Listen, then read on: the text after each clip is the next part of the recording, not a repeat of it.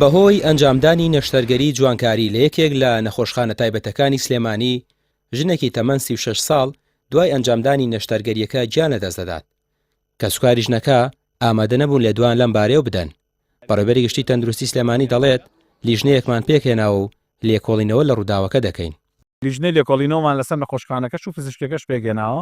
ئەو لیژنەی لێکۆڵینەوەیە بە ئامادەبوونی داواکاری گشتی پزیشکی پسپۆڕی بۆێنین. زۆر پێویست کە پزیشکی پسپۆڕ لە دەرەوەی پارێزگای سلێمانیێنی بۆی کاریگەری نەبێت لەسەر بڕیارەکە و بە هیچ شێوەیەک مافیا و هاوڵاتیە نەک مافیا و هاوڵاتی ئێمە ڕێگە نادەین.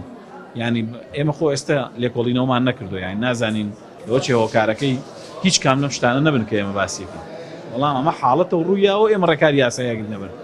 بەڵام ئەم حاڵەتە دووبارە بۆتەوە ئەبێ ئێمە هەڵوێستەی لەسەر بکەین ئەبێ ئاگامان لێ بێ بزانین هۆکارەکەی چییە. ژنەکە دایکی سێ منداڵ و لە بەریتانیاوە گەڕاوەتەوە کوردستان. 3 ڕۆژ دوای ئەنجامدانی نەشتەرگەریەکە ڕاستەوخۆ گیانی لەدەستداوە. بریکاری وەزارەتی تەندروستیش دەڵێت بەهۆی ئەم هەڵانەوە بە شێوەیەکی کاتی نەشتەرگەری جوانکاریمان ڕاگرتووە و تا پێداچوونەوە بە ڕێنماییەکان دەکرێت.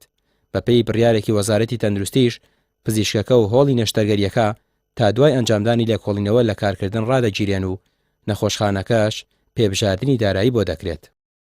بەداخەوە من دوێنێ کە بابەتەکەم زانی قسم لەگەڵ برای بەڕێزم کاکتۆر سەباح کرد و پێ ڕاگەیانم کە لە نەخۆشخانەیەکی کەرتی تایبەت حاڵەتێکی وەفات هەبووە و هەر لە ڕێی بڕینی سلیڤ و نەشتەرگەری جوانکاری ورگ بووە بۆیە کە باشین بڕیارەوە کە تۆ ڕایگری دیارە ئێمە ئێستش ئەمانەوێت کە ڕێنمایی ورد و دقیقتر یاخود جێبەجێنەکردنی ڕێنمایەکانە لایەن نەخۆشخانە تایبەتەکان و پزیشکە پسپۆڕەکان و چونکە بۆ خۆ تەزانی ئەو ڕێکارانەی کە کێتەکایەوە نەخۆشخانەکانی کەتی گشتی ناتوان بە دەر ئیشی لەسەرکەن و یاخود بتوان پێچەوانەکەی ئەنجامدەن.